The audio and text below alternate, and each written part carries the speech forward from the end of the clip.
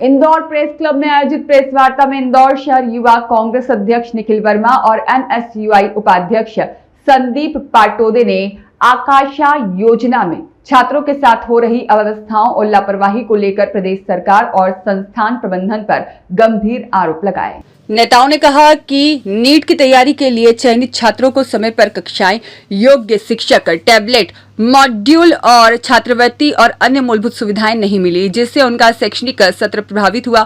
छात्रों ने मानसिक तनाव, अपमानजनक व्यवहार और शिकायतों पर कार्रवाई नहीं होने की बात भी सामने रखी है। युवा कांग्रेस नेताओं ने मांग की है कि योजना का टेंडर निरस्त कर पारदर्शी व्यवस्था लागू की जाए, योग्य शिक्षकों की नियुक्ति हो और छात्रों को सभी लंबित सुविधाएं तत्काल उपलब्ध कराई जाएं। चेतावनी दी गई है कि समस्याओं का समाधान नहीं हुआ तो बड़ा आंदोलन किया जाएगा।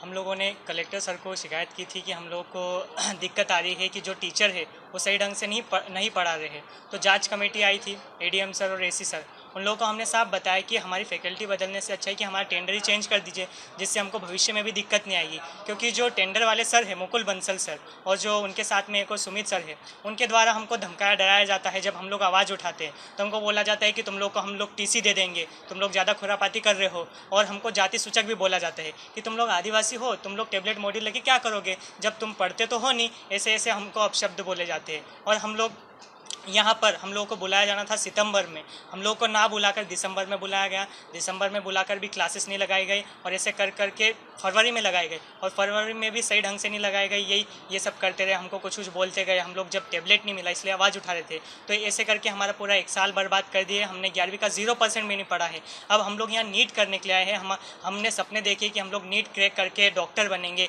लेकिन इस कारण से हमारा वो सपना टूटता जा रहा है। अब हम लोग जब 11वीं नहीं पढ़े हैं तो नीट तो दूर की बात है, हम लोग को 12वीं पास करना ही बहुत मुश्किल है। अब आप क्या मांग करते हैं सरकार से? हम लोग सरकार से मांग करते हैं कि ये जो भी हमारे साथ अन्याय हुआ है, जो ये भ्रष्टाचार हुआ है, इसकी जांच हो और हम लोग का जो 1 साल बर्बाद हुआ है उसके लिए हमको और टाइम दिया जाए सरकार की ओर से। अगर आपकी मांगें पूरी नहीं हुई तो उसके बाद क्या करेंगे? यदि हम लोग की मांगें पूरी नहीं होती है तो हम और कुछ प्रयास करके देखेंगे। यदि हमारा कोई साथ नहीं देता है तो हम लोग का वही है, हम लोग ग्रामीण क्षेत्र से आते हैं, हम लोग वापस जाएंगे। हमारे परिवार वालों का सपना टूटेगा, हमारा सपना टूटेगा और सभी का सपना टूटेगा और हम लोग वापस से निराश हो चुकेंगे। और इस कारण जितने भी हमारे जैसे दूसरे बच्चे हैं वो लोग भी आवाज़ उठाते रहेंगे तो उनको भी दबा दिया जाएगा। ऐसे करके जो बच्चे पढ़ने वाले बच्चे हैं वो लोग आगे नहीं पढ़ पाएंगे इन्हीं भ्रष्टाचार लोगों की वजह से। मेरा नाम यश कनौज है। हमने एक आकांक्षा योजना होती है, उस आकांक्षा योजना का उद्देश्य होता है कि आदिवासी बच्चों को नीट, क्लेट और जेईई जैसी एग्ज़ाम में चयनित कर उनके भविष्य के लिए अच्छी कोचिंगें, योग्य स्कूल, फ्री खाना, रहना, इनको आने जाने की सुविधा उपलब्ध कराना, टैबलेट, मॉड्यूल, किताब कॉपी, रहने, सोने, खाने, पूर्ण व्यवस्था के साथ इनको शिक्षा ग्रहण कराई जाए। लेकिन हमारे देखने में क्या आया कि इन बच्चों को लगभग 6 महीने से 0.0 टॉलरेंस है। इनको ना कोचिंग दी जा रही है, ना स्कूल दिया जा रहा है, ना रहने की उत्तम व्यवस्था है। वार्डन द्वारा बदतमीजी, इन बच्चों के साथ जाति सूचक शब्दों का इस्तेमाल किया जा रहा है। उसके बाद ये लोग लगा देते हैं बिल, जो चीज़ हुई नहीं है। इसमें आप ये देख पाएंगे कि इन्होंने टेबलेट का बिल लगाया है, कोचिंग शुल्क, टेबलेट शुल्क।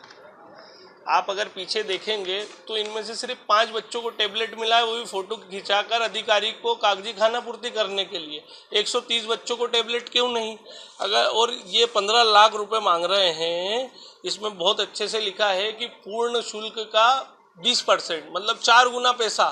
तो 4 गुना पैसा और कितना, 5 गुना पैसा। तो आप समझिए कि कितना महंगा टेबलेट दे रहे हैं। और चलिए ठीक है, पर दे तो दो ही ना, आप बिल लगा रहे हैं। और आप देखिए कि सहायक आयुक्त जनजाति विभाग द्वारा ये ओके भी किया जा रहा है, इस पेपर को आगे भी बढ़ाया जा रहा है, उनके द्वारा माना जा रहा है कि हाँ इन्होंने ये दिया है। ये कंपनी कौन सी है जिसको ये टेंडर? ये कंपनी है एसेंट कोचिंग क्लासेस। मैं ओवरऑल प्रदेश की बात करूं तो भोपाल में लगभग 150 बच्चे वंचित है, 50 बच्चों को मिला है। जबलपुर के 400 बच्चों में से 300 बच्चे वंचित हैं और इंदौर के 135 बच्चों में से 30 बच्चे वंचित हैं। बच्चों ने पूर्व में शिकायत कर रखी थी। बच्चों बच्चे हमसे मिले तो हमने इन्हें गाइड करा कि आप ये स्कीम केंद्र से चलती, केंद्र के बाद भोपाल इसका जिम्मेदार होता है। मैं वहाँ गोयल साहब है, अनूप गोयल साहब, उनसे मिला। इनकी शिकायतें मेरी शिकायत मर्ज करके इनकी शिकायतों के साथ 165 पेजों की शिकायत मैंने उन्हें दी। उन्होंने वहीं से राठी साहब IAS अधिकारी, उन्होंने वहाँ से जांच कमेटी बनाई। मेरी मौजूदगी में मैं 2 दिन रुका, यहाँ नोटिस पहुँचाया, 2 बड़े अधिकारी नियुक्त करे। लेकिन जब ये सारी चीज़ें हुई और उन्होंने बड़े कड़क लहजे में कहा कि हमें 7 दिन के अंदर जवाब चाहिए, जांच करिए, अगर टेंडर कैंसिल करना पड़े तो करिए, बच्चों को शिक्षा दीजिए। लेकिन देखने में क्या मिला, घबराहट के मारे AC सर, नरेंद्र भिड़े सर ने क्या करा, इनके कोरे कागज पे साइन करा लिए। अब वो कुछ भी लिखेंगे। इसमें सिर्फ मेरा यही निवेदन है, आप लोगों के माध्यम से मैं कहना चाहता हूँ, अधिकारियों तक ये बात पहुँचाना चाहता हूँ, बच्चों के हाथों लिखित अगर संतुष्टि पत्र हो तो ही उसे मान्य कीजिएगा। निखिल वर्मा, पूर्व शहर अध्यक्ष इंदौर। ब्यूरो रिपोर्ट, सत्यवादी न्यूज, इंदौर।